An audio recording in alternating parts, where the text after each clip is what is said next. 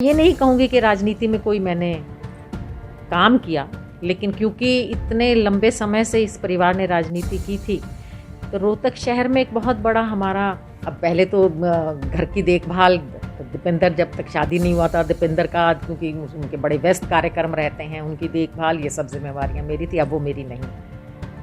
अच्छा, आप बहू देख लेते हैं, वो घर वाले मैक्सिमम। सीएम की कुर्सी, मुख्यमंत्री की कुर्सी, वो तो एक पद है।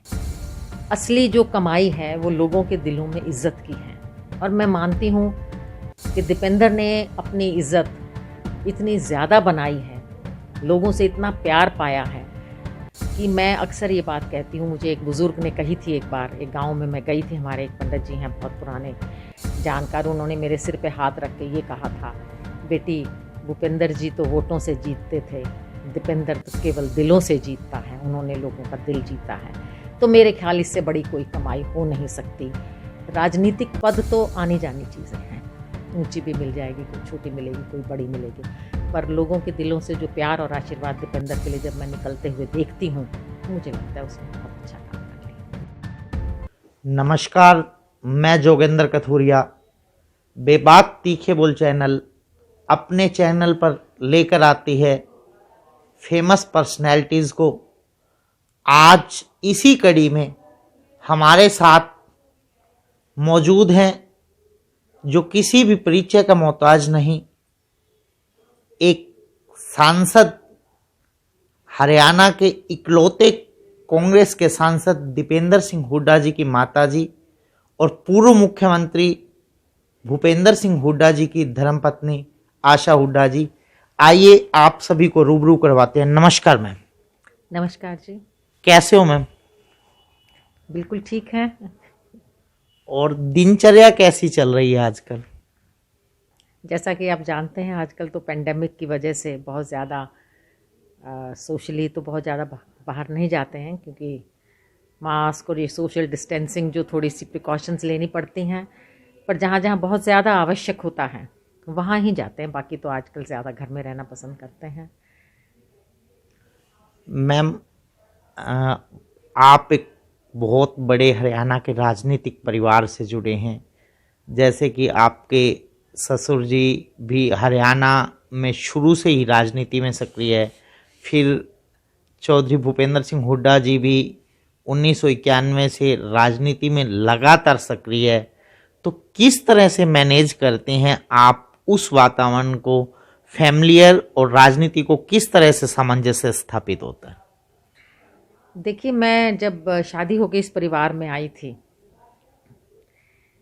तो ये तो शुरू से क्योंकि राजनीतिक परिवार था ही, मुझे तब तक राजनीति की कोई ऐसी एक्सपोजर नहीं था, ना मैंने राजनीति देखी थी। तो शुरू में तो जैसे एक होता है दाम्पत्य जीवन, पारिवारिक जीवन, हमारा एक जॉइंट फैमिली थी, सास ससुर थे, तो सभी के साथ मिलजुल के, और बच्चे जब हुए, दीपेंद्र, फिर मेरी बेटी है, तो शुरू में पूरा ध्यान हमने बच्चों के पालन पोषण पे ही मैंने रखा था, बाहर के एक्टिविटीज़ में बिल्कुल भी दखल नहीं दिया, और उम्मीद भी नहीं परिवार ने की। उनका भी यही मानना था कि परिवार पहले है, बाकी सब बाद में है। लेकिन जब बच्चे बड़े हुए, अपनी शिक्षा इनकी तकरीबन पूरी होने लगी और ये अपने पैरों पे खड़े हो गए, तब मैं ये नहीं कहूँगी कि राजनीति में कोई मैंने काम किया, लेकिन क्योंकि इतने लंबे समय से इस परिवार ने राजनीति की थी, तो रोहतक शहर में एक बहुत बड़ा हमारा पारिवारिक संबंध स्थापित हो गए थे, सोशल संबंध, क्योंकि कई सभी गांवों में, शहर में 4-4 पीढ़ी से संबंध बने हुए थे। उन लोगों से मिलना जुलना, उनके सुख दुख में शामिल होना, और किसी को भी कोई तकलीफ़ हो तो जो हो सके मदद करना। चाहे हुड्डा साहब ने जब राजनीति शुरू की, चाहे वो विपक्ष में रहे या वो हमारी कांग्रेस की गवर्नमेंट आई नहीं आई, उसमें वो किसी पद पे थे या नहीं थे, हमेशा कोशिश ये रही सबसे मिलते जुलते रहें, सबके सुख दुख में काम आ सके, जिसकी जो मदद हो सके बन पड़े कर दें। और बाकी समय मैं ज़्यादा समय अपना परिवार में ही लगाती थी।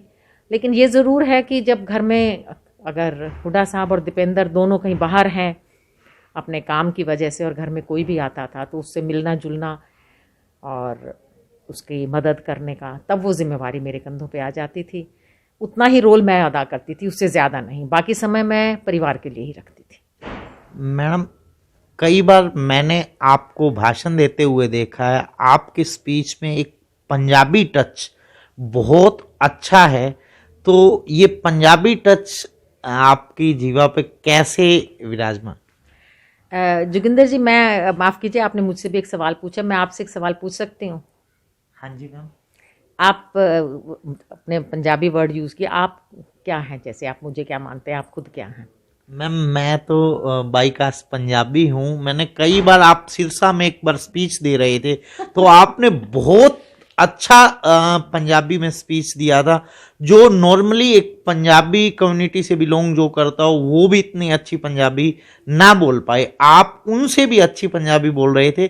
तो इसलिए मेरा ये क्वेश्चन स्पेशल इसलिए बनता है कि जी आपकी जीवा पे पंजाबी टच कैसे है? जी। अब मैं आपसे एक बात कहूँ कि जोगिंदर जी, आप जब बोलते हैं आपकी जीवा पे ये जो हमारी हरियाणवी भाषा है उसका टच है, मैं ऐसा मानती हूँ कि हम सभी जो हरियाणा में रहने वाले हैं, हम सब ने एक दूसरे की भाषा को अपना भी लिया है और हमारी भाषा में एक मिला जुलापन आ भी गया है, खान पान में, भाषा में, पहनावे में। क्योंकि मैं कभी भी किसी बिरादरी को अलग करके नहीं देखती कि ये हरियाणवी, हम सब हरियाणवी हैं। और वैसे भी मेरी, क्योंकि मेरा जन्म अम्बाला में हुआ जो कि पंजाब के बॉर्डर से सटा हुआ है, और मेरी शिक्षा भी चंडीगढ़ में पूरी हुई, तो यहाँ भी रोहतक में भी हमारे सबके जो आपस में पारिवारिक संबंध हैं तो वो सभी बिरादरी में हैं, तो सभी बिरादरियों की भाषा आती भी है और उनके रीति रिवाज भी पता है। मैम, असली अंदर की तो बात यही थी कि जो आपकी शिक्षा चंडीगढ़ में हुई है वहाँ बहुत अच्छी पंजाबी बोली जाती है, तो वो वातावरण का प्रभाव आपके ऊपर आया? जी है ही। और मैं अभी भी, मैं जैसे जानती हूँ, मेरी अधिकतर जो हमारे सहेलियां हैं मेरी या हुडा साहब के दोस्त हैं, वो आज भी आधे से ज़्यादा पंजाबी हैं। आप उनको पंजाबी कहिए या मैं तो उनको सबको रोहतक वाला मानती हूँ, तो हम सब की, हम एक दूसरे की भाषा जानते भी हैं और उसका प्रभाव तो पड़ता ही है। जी। अच्छा, परिवार को कब महसूस हुआ कि आपको भी जैसे कार्यक्रमों में हिस्सा लेना पड़ता है? कितने सालों से आप इस तरह राजनीतिक कार्यक्रमों में हिस्सा लेते हैं? कितने साल हो गए हैं आपको? जी देखिए, मैं राजनीतिक कार्यक्रमों में पर से हिस्सा नहीं लेती हूँ।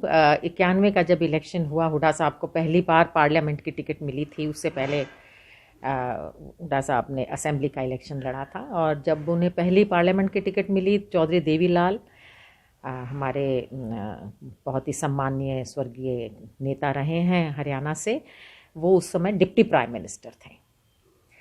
और वो पहला इलेक्शन था। हुडा साहब उस समय बिल्कुल नौजवान थे और देवीलाल जी एक स्थापित बहुत सीनियर लीडर थे।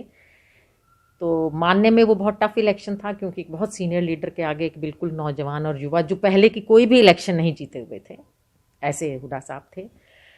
पार्लियामेंट का क्षेत्र बहुत बड़ा था, और उससे पहले क्योंकि हुडा साहब ने कभी पार्लियामेंट का इलेक्शन नहीं लड़ा था, तो कुछ जिम्मेवारियां बांटने के लिए उस समय थोड़ा थोड़ा सा ये था कि इलेक्शन के दौरान मैंने बाहर आना जाना शुरू किया था। तो इलेक्शन के दौरान ही राजनीतिक कार्यक्रमों में मैं जाती हूँ, आगे पीछे मैं केवल सामाजिक या धार्मिक कार्यक्रमों में जाती हूँ। आप इसे राजनीति कहिए या कुछ भी कहिए, हाँ, घर आए हुए हर व्यक्ति से, चाहे वो राजनीतिक या गैर राजनीतिक है, उसको मिलना, उसका आदर सत्कार करना, वो मेरा एज ए गृहिणी मेरा फर्ज है, वो मैं पूरा करती हूँ। मैम, रोहतक तक क्षेत्र सीमित है या पूरे हरियाणा में भी अब सामाजिक संबंध स्थापित हो गए?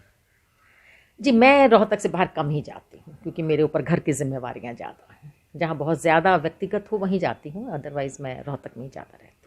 मैम, बहू के आ जाने के बाद आमतौर पर देखा जाता है कि सास को थोड़ा आराम मिलता है।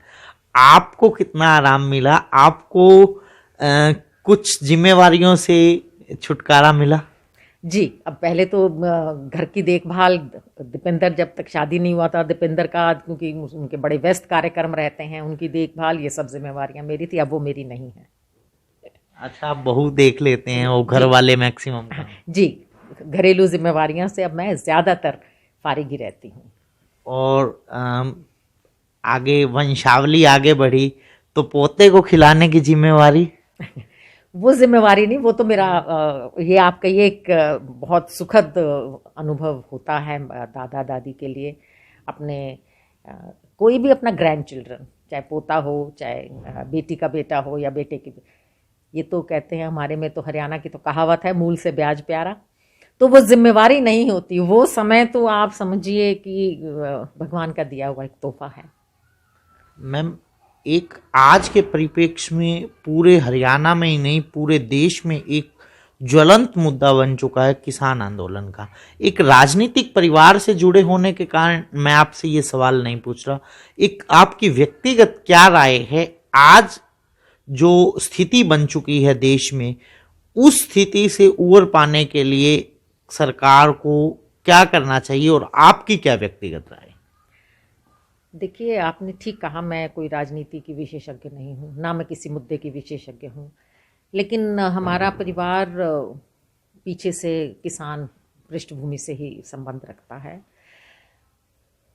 उसके अलावा मैं एक ही बात कहूँगी कि प्रजातंत्र में कोई भी वर्ग, चाहे वो किसान है या और कोई वर्ग है, अगर किसी चीज़ से नाखुश है, आहत है और वो अपनी आवाज़ सरकार तक पहुंचाना चाहता है, ऐसी सरकार जो उन्होंने ही वोट दे के बनाई है, तो सरकार का प्राथमिक कर्तव्य है कि उनसे बात करे, उनके ग्रीवेंसेस को सुने और अपनी हठधर्मिता छोड़ के उनका समाधान निकाले। आज इतनी कड़कड़ाती ठंड में जब हड्डियां ठिठुर रही हैं हमारी घरों के अंदर बैठे हुए, हमारे किसान, हमारे अन्नदाता, जिसमें बुज़ुर्ग शामिल हैं, महिलाएं शामिल हैं, कुछ परिवारों के तो बच्चे भी वहाँ पहुँच चुके हैं, वो सड़कों पे बैठे हैं। किसी भी हिंदुस्तानी का घर में आराम से बिना उन्हें याद किए सो जाना एक शर्म की बात है। रात के समय मैं आपके चैनल के माध्यम से जो ये आज देख रहे हैं सबसे यही अपील करूँगी कि जिस समय आप अपने घर में रात को रज़ाई ओढ़ के गर्म होके सोते हैं, सिर्फ एक बार उन किसानों को याद करो जो सड़क पे बैठे हैं, जिनमें से कईयों की आज मौत भी हो चुकी, शहीदी उन्होंने दे दी अपने मुद्दे को सरकार के बहरे कानों तक पहुंचाने के लिए। उन्हें याद करो, वो दिन रात खेत में काम करते हैं, तब हमारी मेज़ के ऊपर खाना आता है, तब हमारी थाली में रोटी आती है। उस रोटी देने वाले किसान को याद करो। और ये मैं भगवान से प्रार्थना करती हूँ कि ये सरकार जल्द से जल्द इनकी मांगें सुने और ऐसा रास्ता निकाले कि ये किसान भाई, हमारे बुज़ुर्ग, हमारे भाई, हमारे बच्चे अपने घरों को वापस जाएं। मेरी हाथ जोड़ के हर उस व्यक्ति की जो आज सरकार में बैठा है, उनके आगे ये विनती है कि हर तरह की अपनी हठधर्मिता छोड़ दें, हर तरह का अपने ईगो को पीछे रख के इनकी सुनिए। बॉर्डर पे चारों तरफ ये किसान बैठे हैं, इससे दर्दनाक स्थिति मैंने अपनी इतनी लंबी आयु में कोई नहीं देखी। और आज तक 1.5 महीने से ऊपर होने के बावजूद बिल्कुल शांति प्रिय तरीके से बैठे हैं, वो उग्र नहीं हैं, उन्होंने कोई भी ऐसी बात नहीं की जो कानून के खिलाफ हो। इससे बड़ा शांतिपूर्ण आंदोलन शायद हिंदुस्तान के इतिहास में कोई नहीं हो। इस बात को ही ध्यान रख ले सरकार। सभी चुने हुए व्यक्तियों की ये जो सरकार में किसी भी पद पर विराजमान हैं, ये फ़र्ज़ बनता है कि हम जल्द से जल्द इस आंदोलन के लिए उनकी बातें मान के उनको वापस अपने घर जाने की समाधान निकालें। मैडम, एक अंतिम सवाल लूँगा मैं। हर माँ की एक तमन्ना होती है कि उनका जो बेटा है उनके पति से, मतलब अपने पिता से आगे बढ़े। आपके पति 2 बार हरियाणा के सीएम रहे, क्या आप दीपेंद्र को भविष्य में जल्दी सीएम के पद पर आसीन होते देखना चाहते हैं? देखिए जोगिंदर जी, इसमें मेरी एक अलग राय है। मैं ये मानती हूँ कि सीएम की कुर्सी, मुख्यमंत्री की कुर्सी, वो तो एक पद है। असली जो कमाई है वो लोगों के दिलों में इज्जत की है। और मैं मानती हूँ कि दीपेंद्र ने अपनी इज्जत इतनी ज़्यादा बनाई है, लोगों से इतना प्यार पाया है कि मैं अक्सर ये बात कहती हूँ। मुझे एक बुज़ुर्ग ने कही थी, एक बार एक गांव में मैं गई थी, हमारे एक पंडित जी हैं बहुत पुराने जानकार, उन्होंने मेरे सिर पे हाथ रख के ये कहा था, बेटी भूपेंद्र जी तो वोटों से जीतते थे, दीपेंद्र तो केवल दिलों से जीतता है, उन्होंने लोगों का दिल जीता है। तो मेरे ख्याल इससे बड़ी कोई कमाई हो नहीं सकती। राजनीतिक पद तो आनी जानी चीज़ें हैं, ऊंची भी मिल जाएगी, कोई छोटी मिलेगी, कोई बड़ी मिलेगी, पर लोगों के दिलों से जो प्यार और आशीर्वाद दीपेंद्र के लिए जब मैं निकलते हुए देखती हूँ तो मुझे लगता है उसने बहुत अच्छा काम कर लिया। मैम, आपके परिवार में कभी भी मतलब जाति पाति का जो भेदभाव दिखता नहीं, फिर भी 2019 का चुनाव हुआ उसमें विपक्षी पार्टियों ने जाति पाति को लाकर और इस तरह का बीच में दरार पैदा कर दी, उस दरार को किस तरह से पाटने का काम करेंगे? देखिए, बहुत दुष्प्रचार किया गया, जाति पाति का जहर फैलाया गया।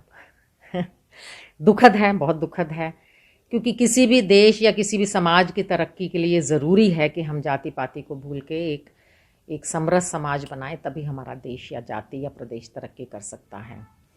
अगर सरकार में बैठे हुए लोग अगर ये जाति पाति का, धर्म का उन्माद फैलाएंगे तो देश हमारा आगे जाने की बजाय पीछे जाएगा।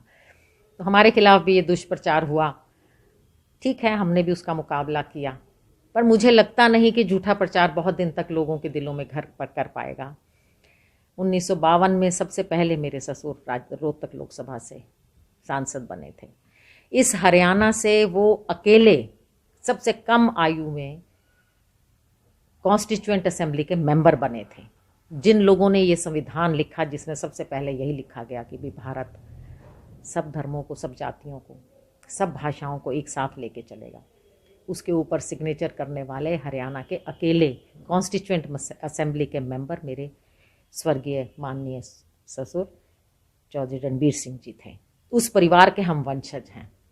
हमारी रगों में वो खून दौड़ता है जो इस भारत को तरक्की करते हुए देखना चाहता है, जिसमें सब धर्म, सब जाति, सब भाषा के लोग मिलजुल कर प्यार से रहें। तो ये दुष्प्रचार थोड़े दिन के लिए तो हो सकता है कुछ लोगों के फैलाने से कुछ पे असर भी हुआ हो, लेकिन हमें किसी की गलत फैलाई हुई बात से ना डर लगता, ना हम घबराते। हम जिस मार्ग पे चलते हैं, चलते रहेंगे और हम सभी को साथ लेके चलने का प्रयास करते रहेंगे।